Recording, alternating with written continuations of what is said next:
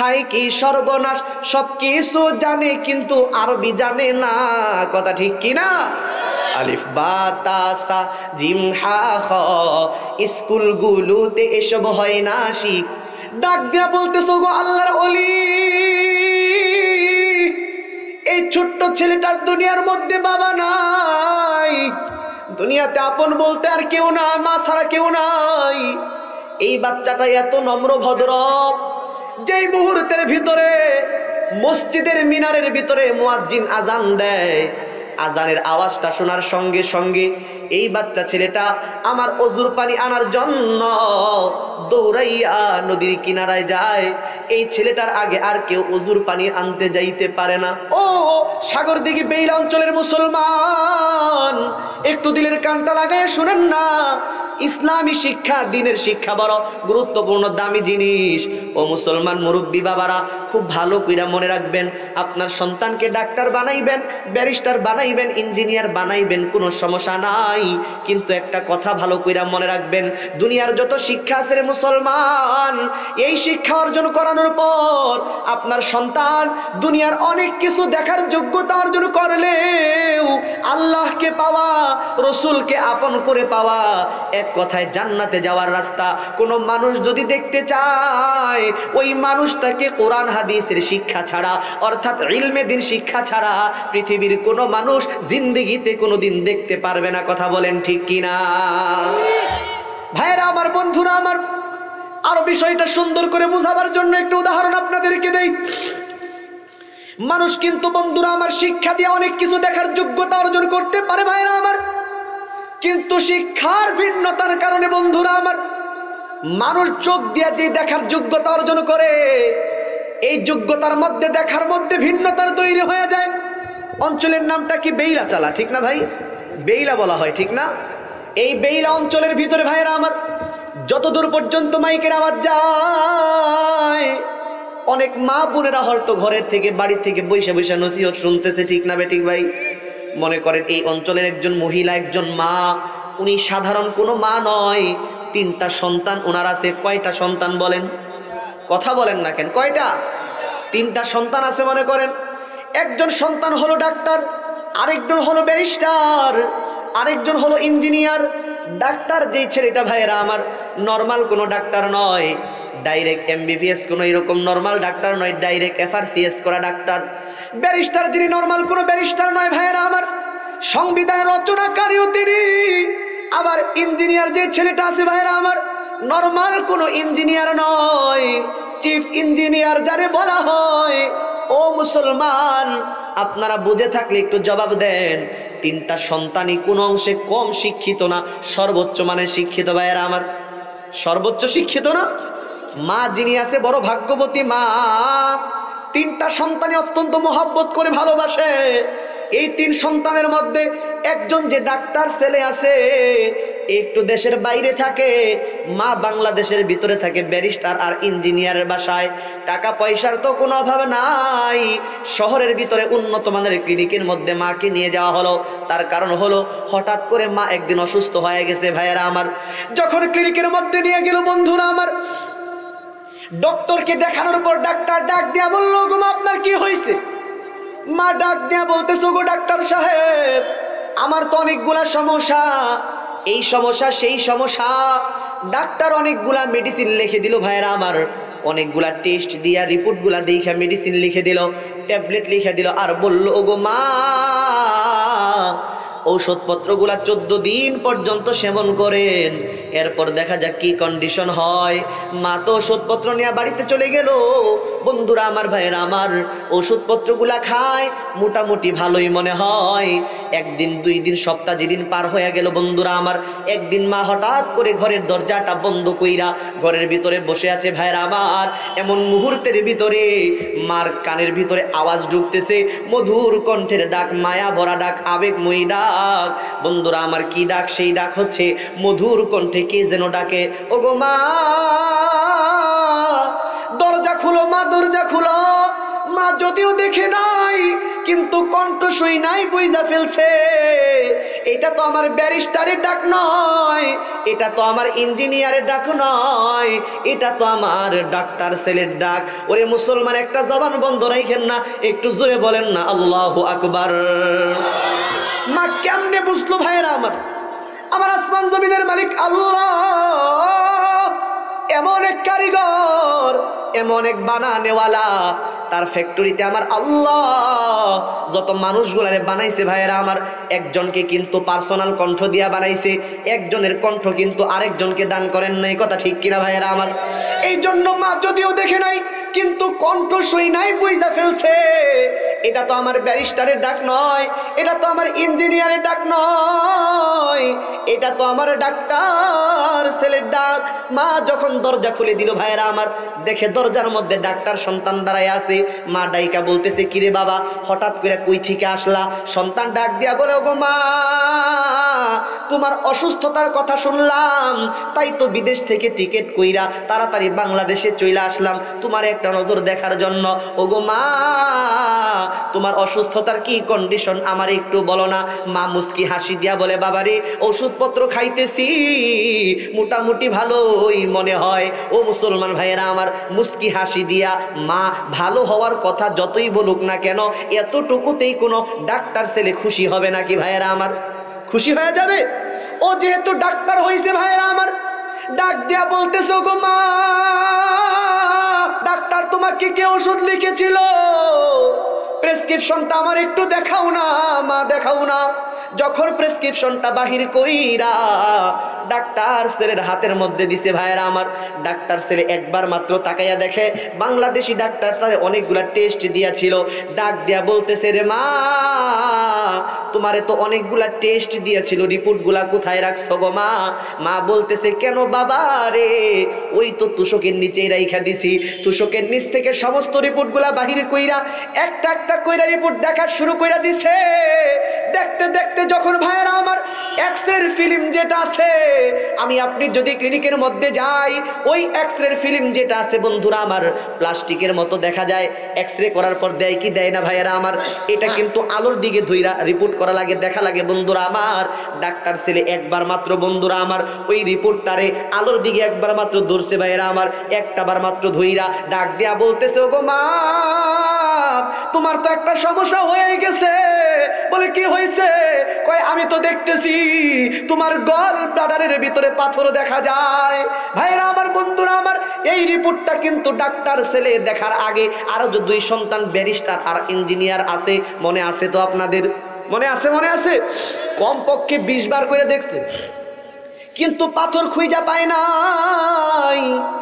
আপনারা কি তাদেরকে অশিক্ষিত মূর্খ বলতে চান নাকি? শিক্ষিত হওয়ার পরেও কেন খুঁজে পাইল না?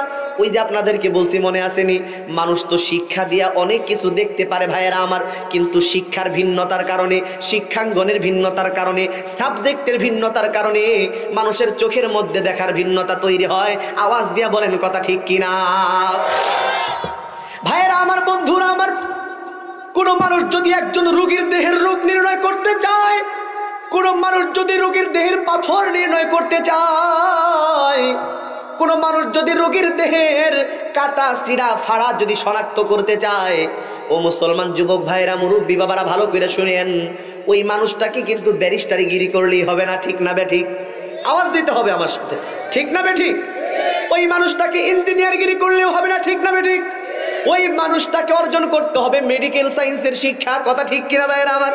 ঠিক তেমনি ভাবে এ পৃথিবীর কোন মানুষ যদি আল্লাহকে পাইতে চায়, রসূলকে আপন করতে চায়, কোন মানুষ যদি জান্নাতে যাওয়ার রাস্তা দেখতে চায়, ওই মানুষটাকেও শুধুমাত্র ব্যারিস্টারিগিরি করলেই হবে না, ইঞ্জিনিয়ারগিরি করলেই হবে না, ওই মানুষটাকে ডাক্তারগিরি করলেও হবে না, ওই মানুষটাকে অর্জন করতে হবে এই সমস্ত নুরানি হাফেজিয়া মাদ্রাসায় যেই শিক্ষাটা দেওয়া হয়, কোরআন হাদিসের শিক্ষা তথা ইলমে দ্বীন শিক্ষা। কথা ঠিক কিনা? ও মুরব্বী বাবারা, যুবক ভাইরা, স্কুল কলেজে পড়তেছ, কোনো সমস্যা নাই, কিন্তু ভালো করে মনে রাখবা, দুনিয়াবি শিক্ষা দিয়ে কিন্তু অনেক কিছু দেখার যোগ্যতা অর্জন করতে পারবারে যুবক ও মুরব্বী বাবারা। আপনার সন্তান অনেক কিছু দেখার যোগ্যতা অর্জন করবে, যেই রকম আকাশের দিকে তাকাইয়া অনেক কিছু দেখবে, জমিনের মধ্যে হাত লাগাইয়া কয়তলা বিল্ডিং হবে এইটা বুঝার মতো যোগ্যতা অর্জন করবে। শুধু তাই নয়, এইরকম ভাবে গ্লাসের ভিতরে, বোতলের ভিতরে যে পানিগুলা দেখতেছেন, এই পানিগুলার মধ্যে কোনো জীবাণু আছে কিনা এইটা দেখার মতো যোগ্যতা অর্জন করবে। কিন্তু সব কিছু দেখার যোগ্যতা অর্জন করলেও আমার আল্লাহকে পাওয়া, রসুলকে আপন করে পাওয়া, এক কথায় জান্নাতে যাওয়ার রাস্তা কোরআন হাদিসের শিক্ষা ছাড়া পৃথিবীর কোনো মানুষ জিন্দেগিতে দেখতে পারবে না। যদি একমত হন একটু জবানটারে খুইলা বলেন কথা ঠিক কিনা। আমাদের তো বুঝে আসে না ভাইরা আমার। আজকে মুসলমান তার বাড়ির কাছের ভিতরে জীবনের শুরু লগ্নে কোরআন হাদিসের শিক্ষা যেটা দেওয়া ফরজ, নবীজি বলেছেন কমপক্ষে এতটুকু শিক্ষা থেকে বঞ্চিত কইরা মুসলমান তার সন্তানদেরকে উচ্চ শিক্ষায় শিক্ষিত করার জন্য দেশ থেকে দেশান্তরে পাঠায়া দেয়। আছে না নাই? কথা কোন আছে না নাই? ও ভাইরা আমার, বন্ধুরা আমার, ভুল তর্জমা বুঝিয়েন না। আমরা কিন্তু কখনোই এই কথা বলি না মুসলমানের সন্তানেরা ডাক্তার হবে না, ব্যারিস্টার হবে না, ইঞ্জিনিয়ার হবে না। এই কথা আমরা ভাই কখনোই বলি না। বরঞ্চ আমাদের ব্যক্তিগত থিওরি হলো বর্তমানে শিক্ষার যে সিচুয়েশন, তথ্য প্রযুক্তির এই যুগে আমরাও তো চাই মুসলমানের সন্তানেরাই বিশ্বসেরা তথ্যবিদ হোক। ভাইয়েরা আমার, আমরাও তো সায়েন্সের এই যুগে চাই মুসলমানের সন্তানেরাই বিশ্বসেরা সায়েন্টিস্ট হোক। কিন্তু এই কথার অর্থ কিন্তু এটা নয় মুসলমান তার সন্তানদেরকে বিশ্বসেরা সায়েন্টিস্ট বানাইতে যাইয়া আজকে মুসলমান তার সন্তানদেরকে ইসলাম ধর্মের, আমাদের ইসলাম ধর্মের মুসলমানদের মূল যেই শিক্ষাটা আছে কোরআন হাদিসের শিক্ষা, ইলমে দ্বীন শিক্ষা, নবীজি যতটুকু শিক্ষা করাকে ফরজ বলছে ভাইয়েরা আমার, কমপক্ষে এতটুকু শিক্ষা থেকে আপনি আপনার সন্তানদেরকে বঞ্চিত করে দিবেন। যুবকেরা সেই শিক্ষা থেকে দূরে চলে যাইবা, এইটা জীবনে কোনো দিন মুসলমান মানতে পারে না। জোরে বলেন কথা ঠিক কিনা।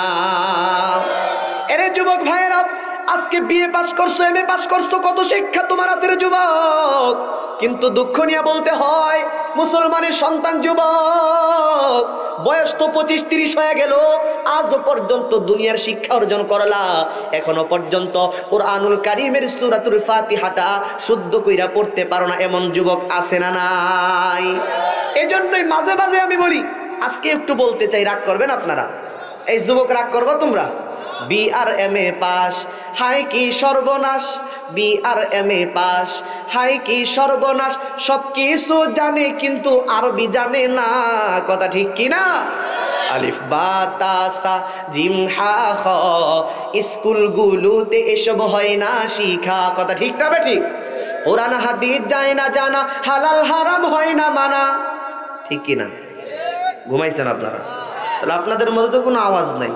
আওয়াজ থাকবো কইতিগা, আওয়াজ দেখতেন, বুঝছেন মুরব্বী? যদি খালি না আমি না বইয়া, বুঝছেন, যুবকের সংখ্যা কিন্তু এখানে বেশি, যদি আমি না বইয়া, এই অপারেটর ভাই তুমিও কিন্তু হাসা কথা কইবা, যদি আমি না বইয়া তাহেরি ভাই হইতো, আর যদি একটা টান দিত খালি, তোমরা কি বুঝাই ভাই আমার অন্তর ফুইরা কহিলা। দেখছেন অবস্থাটা? তালল রিউইডা গেছে। আর আমি যে সুন্দর নসিহত সঠিক শোনাইতেছি, এর মধ্যে কোনো আওয়াজ পাই না। এই যুবকেরা তাকবীর দাও, নারায়ে তাকবীর, নারায়ে তাকবীর, কোরআন সুন্নাহর আলো। এই যুবকেরা কোরআন শিখতে রাজি আছো? তোমরা রাজি আছো ইনশাআল্লাহ? হাত জায়গায় রবকে দেখায় দাও ইনশাআল্লাহ। আল্লাহ তুমি কবুল করো না, জোরে বলেন আমিন। এর যুবক, তোমাদেরকে বলার মতো আজকে সময় আমার হাতে নাই। সাবজেক্ট যেহেতু মাদ্রাসার বিষয় বলতেছি যুবকেরা, এরপরেও তোমাদেরকে বইলা যাই, কোরআনটারে শিখবা, কোরআনওয়ালা হইবা, এরপর ডাক্তার হইবা, ব্যারিস্টার হইবা, ইঞ্জিনিয়ার হইবা। ঠিক আছে ইনশাআল্লাহ? মনে করতেছো পরে যাই শিখবা। এর যুবক ভাই, ভালো কইরা মনে রাখবা, দুনিয়া থেকে সব কিছুর মেনটেনের সিরিয়াল কিছু থাকলেও তুমি আমি দুনিয়া থেকে চইলা যাবো রে যুবক। এই দুনিয়া থেকে বিদায় হইয়া যাওয়ার কোনো সিরিয়াল নাই। কথা ঠিক কিনা? এই জন্য যুবক, আমি তোমাদেরকে একটু লক্ষ্য করে বইলা যাই, ও যুবক, এই দুনিয়ার মায়ায় পড়ে করছো কত বাহানা,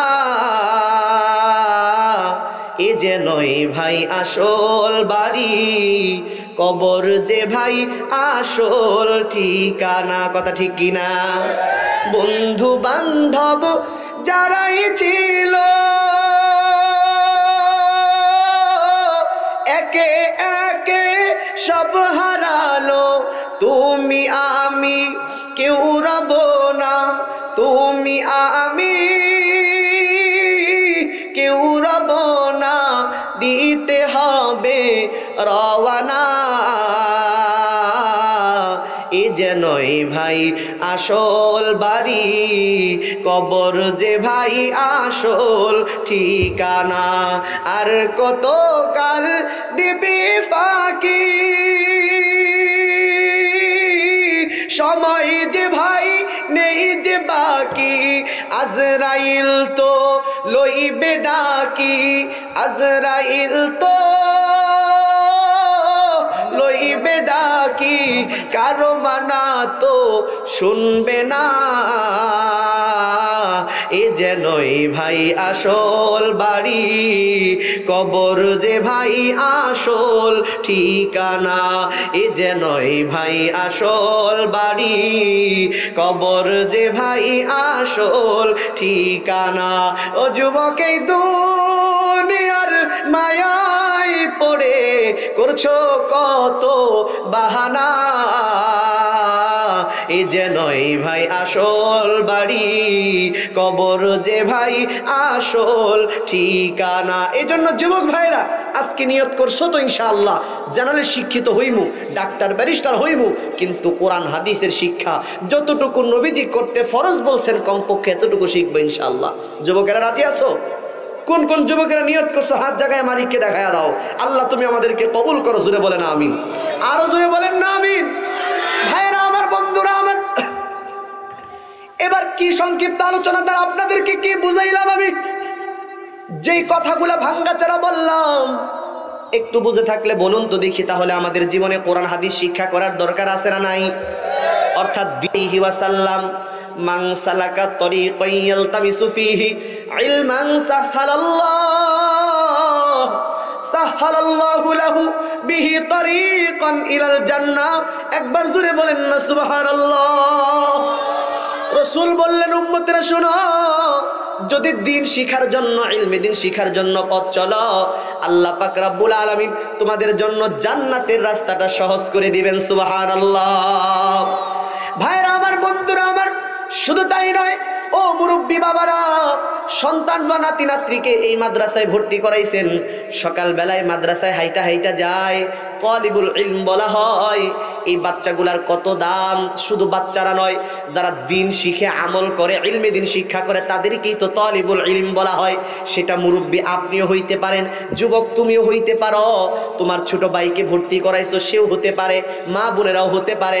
কত মর্যাদা তালিবুল ইলম হইলে! আল্লাহর নবী বলেন, ইন্নাল মালাইকাতা তাদউ আজনিহাতাহা রিযাল লিতালিবুল ইলম।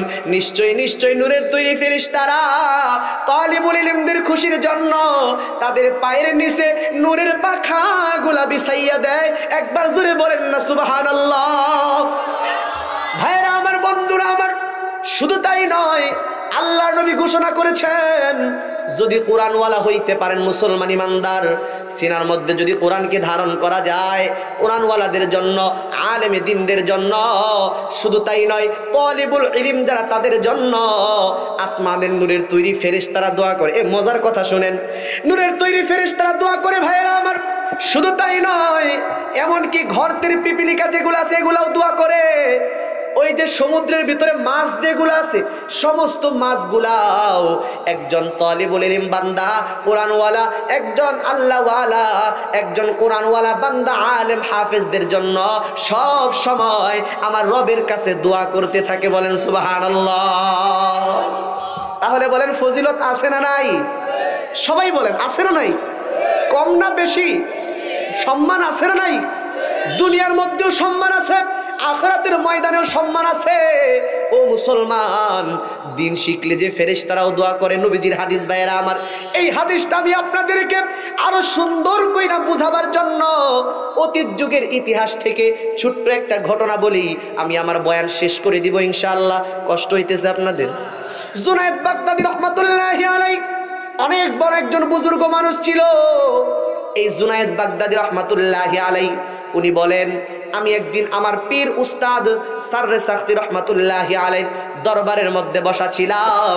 এমন মুহূর্তের ভিতরে তাকায়া দেখলাম আমার পীর সাহেবের সামনে একজন মাদ্রাসার হুজুর মাওলানা সাহেব বৈশা বৈশা চোখের পানিগুলা সারে কান্দে, আর আমার উস্তাদের কাছে কি যেন একটা অভিযোগ করে। আমি তার অভিযোগটা মনোযোগ দিয়ে শুনতেছিলাম। ভাইয়েরা আমার কথাগুলা দিলের কানটা লাগায়া শুনবেন। জুনায়েদ বাগদাদী রহমাতুল্লাহি আলাইহি বলেন, আমি মনোযোগ দিয়ে শুনতেছিলাম। ওই মাদ্রাসার হুজুর চোখের পানিগুলা ছাড়তেছে আর কাঁদতেছে আর বলতেছে, ওগো আল্লাহর ওলি, আমার একটা মাদ্রাসা আছে।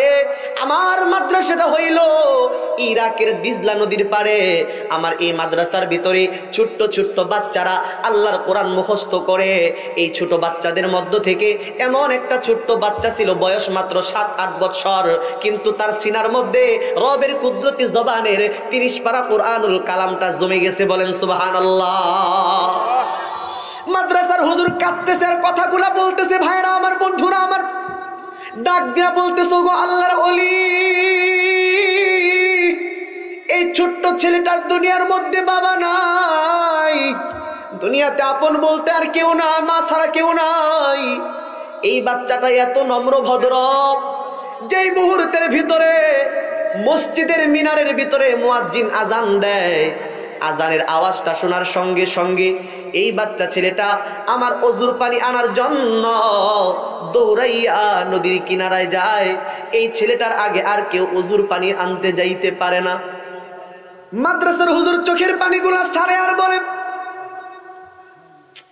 প্রত্যেক দিনের মতো আজকে বিকাল বেলায় যেই মুহূর্তের ভিতরে, বন্ধুরা আমার, ভাইয়েরা আমার, এই ছোট্ট ছেলেটার কথা বলতেছে মাদ্রাসার হুজুর, চোখের পানিগুলা সারে কান্দে আর বলে, ওগো আল্লাহর ওলি,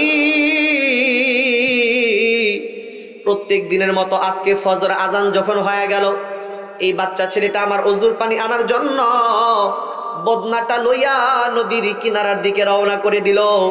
লম্বা টাইম পার হয়ে যায়, কিন্তু ওই ছোট ছেলেটার ফিরে আসতেছে না গো হুজুর। আমি কি করলাম? এমন মুহূর্তের ভিতরে আমি এরকম ভাবে অন্য ব্যবস্থাপনা কইরা পানি দিয়ে ওযু কইরা ফজরের নামাজটা আদায় কইরা নিজেই নদীর কিনারার ভিতরে বাচ্চা ছেলেটার সন্ধানে চলে গেলাম। নদীর কিনারার মধ্যে যাওয়ার পর আমি লক্ষ্য করে তাকায় দেখলাম ওই ছোট্ট ছেলেটার কোনো সংবাদ নাই, কিন্তু নদীর কিনারার দিকে তাকায় দেখলাম একটা স্লিপ খাওয়ার দাগ দেখা যায়, পিছলা খাওয়ার দাগ দেখা যায়, বদনাটা নদীর কিনারায় পইরা রইছে। আমার আর বুঝতে বাকি রইল না, এই ছোট্ট ছেলেটা যেই মুহূর্তের ভিতরে অজুর পানি আনার জন্য নদীর কিনারায় এসেছিল, ওই মুহূর্তে অন্ধকার দূর হয় নাই। নদীর ভিতরে প্রবল জোয়ার বইতেছিল, নদীর ভিতরে প্রবল জোয়ার বইতেছিল। ওই বাচ্চা ছেলেটা অন্ধকারের ভিতরে আন্দাজ করতে পারে নাই, হয়তো নদীর কিনারায় পা লাগাইছে, স্লিপ খায়া পইরা গেছে, সাঁতারও জানে না। ওই বাচ্চা ছেলেটা তো শহীদ হয়ে গেছে। বলেন আল্লাহু আকবার।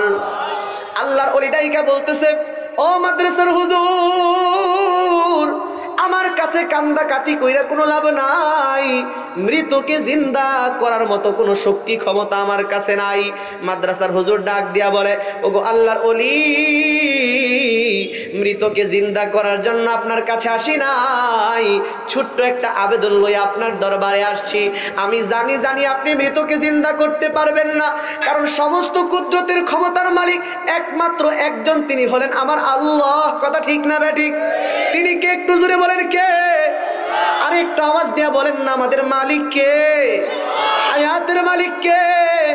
मौतेर मालिक के जुरे बोलें, ओ मेरे रब है, मेरे सब है, मेरे पालने वाला है। ओ मेरे दिल में हिदायत का बाती जलने वाला है। ओ मेरे दिल में हिदायत का बाती जलने वाला है। तिनी के जुरे बोलें। बंधुरा आमार भाईरा आमार মাদ্রাসার হুজুর চোখের পানি সারে আর বলে, ও আল্লাহর ওলি, আমি আপনার কাছে ছেলেটাকে জিন্দা ফিরাইয়া দেন। এমন কোন অভিযোগ নিয়ে আসি নাই। বলে কেন আসছেন? কয় ছোট্ট একটা আবেদন লয়ে আসছি। আমার আবেদনটা হইল, এই যে বাচ্চা ছেলে দুনিয়া থেকে বিদায় হয়ে শহীদ হয়ে গেল, এই বাচ্চা ছেলের দুনিয়াতে বাবা নাই, একমাত্র আপন বলতে মা ছাড়া দুনিয়ার মধ্যে কেউ নাই। প্রত্যেক দিন বিকাল বেলায় তার মা তার সন্তানটা একটা নজর দেখার জন্য মাদ্রাসার ভিতরে আসে। প্রত্যেক দিনের মতো আজকে বিকাল বেলায় যখন আসবে, আসার পর যখন দেখবে কলিজার টুকরা সন্তান আর দুনিয়াতে নাই, মা তো পাগল পারা হয়ে যাবে। তখন যদি আমার বিরুদ্ধে মামলা কইরা দেয়, আমার তো যাবজ্জীবন কারাদণ্ড হয়ে যাবে, মুক্তি পাওয়ার কোনো সম্ভাবনা থাকবে না। ওগো আল্লাহর ওলি, আমি আপনার কাছে আসছি ছোট্ট একটা আবেদন লইয়া। আমার আবেদনটা হইল, আপনি যেহেতু দেশ বিখ্যাত আল্লাহর ওলি, আপনি যেহেতু মহিলাটারে ডাইকা নিয়ে আইসা একটু বুঝাইয়া বলেন, ও মারে, তোমার সন্তান তো শহীদ হয়ে গেছে, ধৈর্য ধারণ করো, তুমি শহীদের মা হইয়া জান্নাতে যাইবা, হয়তো মহিলাটা আমারে মাফ করে দিতে পারে।